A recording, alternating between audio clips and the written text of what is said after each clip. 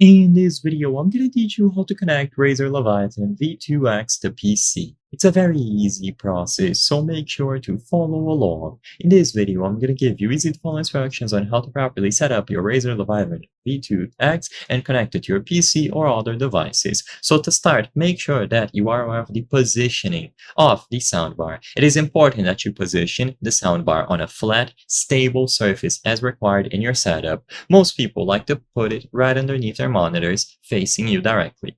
Now, once this is done, you will be able to set it up by connecting the soundbar to any of the Type-C ports on your PC. You can use an adapter if you prefer, and you can also install the Razer Synapse software if you would like more customization over the soundbar, although this is optional. The most important thing is that it is properly connected to a suitable Type-C port, using an adapter or not, whatever you prefer.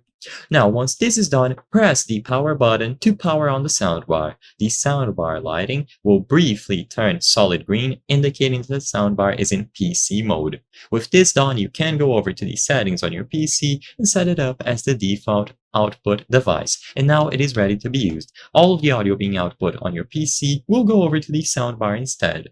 Alternatively, you can also connect it to other devices over Bluetooth. While powered on and in PC mode, just press the Bluetooth button to switch to Bluetooth mode. This soundbar lighting will scroll back and forth to indicate that it is in pairing mode, and once it is scrolling, you just have to enable Bluetooth on your device, choose it from the list, and once it is properly paired up, it is going to show solid blue, indicating that it is connected over Bluetooth. And you can always go back to the same mode that you were using before for your PC, but as long as you connect it using a cable, you will be good to go.